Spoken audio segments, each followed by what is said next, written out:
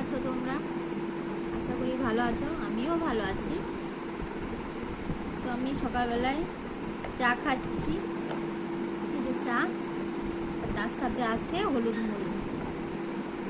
এই মুড়ির সাথে কিন্তু বাদাম দেওয়াও আছে, বাদাম ছোলা মিক্স করে ভাজা। না বন্ধুরা, কলাই দিয়েছে, ছোলা না। এদিকে আমার ছেলেও খাচ্ছে, ছেলে খুব বদমাস করছে। খাও।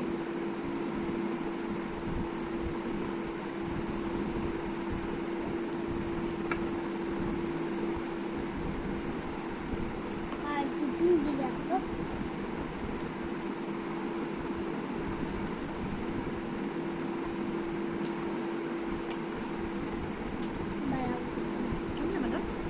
বাদাম ভালো লাগে।